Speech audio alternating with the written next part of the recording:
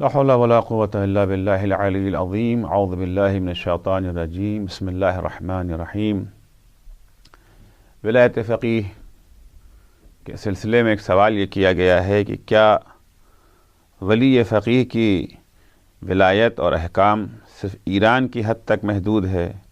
یا پوری اسلامی امت اس زمرے میں آتی ہے؟ اب سوال سے اندازہ یہ ہوتا ہے کہ سوال کرنے والا یہ جو ہے ولایت فقیہ کو بھی مان چکا ہے اور ولی فقیہ کو بھی مان چکا ہے۔ ولایت فقیہ اور یہ جو ہے ولی فقیہ کو تسلیم کرنے کے بعد یہ سوال اٹھتا ہے کہ بہرحال ولی فقیہ کسی نہ کسی جگہ پر تو رہے گا ہی، کسی نہ کسی ملک میں رہے گا، تو کیا جس ملک میں ولی فقیہ قیام پذیر ہے اس کے فرامین اور اس کے احکام اسی ملک تک محدود ہیں یا اس ملک کے حدود سے باہر رہنے والے مسلمانوں اور مومنوں پر بھی ان احکام کا ماننا واجب ہے؟ دیکھیے، بنیادی طور پر جن دلیلوں کے باعث ہم نے ولایت فقیہ کو تسلیم کیا ہے ان دلیلوں میں اسے کسی ملک کی حد تک محدود نہیں کیا گیا ہے۔ مثلا جب امام علیہ السلام نے فرمایا کہ انی قد جعلتہ علیکم حاکما، ہم نے اس فقیہ کو تم پر حاکم بنایا ہے، تو اس میں یہ نہیں تھا کہ وہ جب حکم دے تو جس شہر میں وہ رہتا ہے، جس ملک میں وہ رہتا ہے، اسی ملک یا اسی شہر تک محدود ہے، کیونکہ آج ملک ان علاقوں کو کہتے ہیں جہاں خاص قسم کا ایک دائرہ کھینچ دیا گیا ہے، ایک لکیر کھینچ دی گئی۔ یہ لکیر خدا نے نہیں کھینچی ہے، یہ لکیر ائمہ یا پیغمبر اسلام صلی اللہ علیہ وآلہ وسلم نے نہیں کھینچی ہے۔ یہ فرضی لکیریں ہیں جو کبھی محدود ہو جاتی ہیں، کبھی ان کے اندر یہ جو ہے وسعت آ جاتی ہے۔ یہ ہم انسانوں کی بنائی ہوئی یہ جو ہے لکیریں ہیں۔ فرض کیجئے ایک زمانہ تھا کہ ہندوستان کا دائرہ یہ جو ہے وسیع تھا، پھر ایک لکیر کھنچ گئی بیچ میں، ایک طرف کو ہندوستان کہا گیا، دوسری طرف کو پاکستان کہا گیا، پھر ایک لکیر اور کھنچ گئی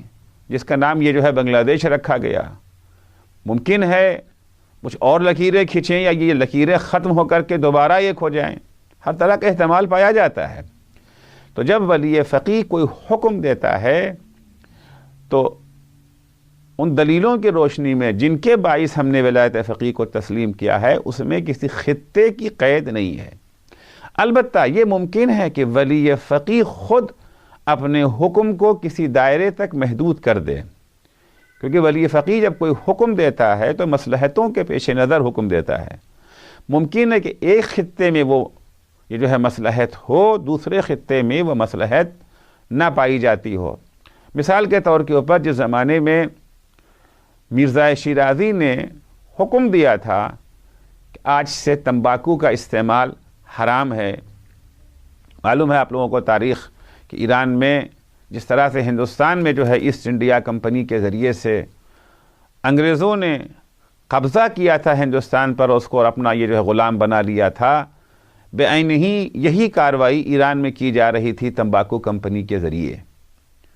ایران کو اپنا غلام بنانے کے لیے، اس کو اسیر کرنے کے لیے، اسے اپنے قبضے میں لینے کے لیے۔ اس وقت مرزا شیرازی جو اس وقت کے فقیہ تھے،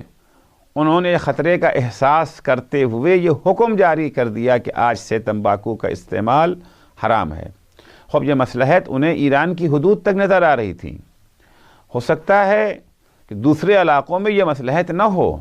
تو ان علاقوں میں تمباکو کا استعمال کرنا جائز اور ایران کے حدود میں ان کا استعمال کرنا حرام۔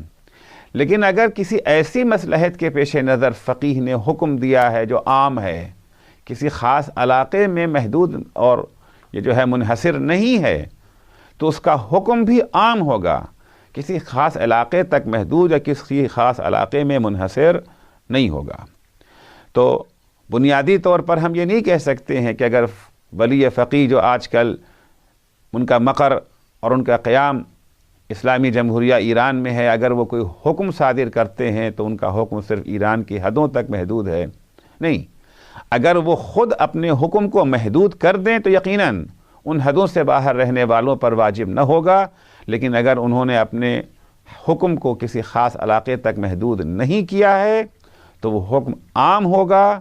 کسی ملک میں رہتے ہوں، کسی خطے میں رہتے ہوں، کسی جگہ پہ جو ہے مقیم ہوں، حکم کی عمومیت پر کوئی حرف نہیں آئے گا۔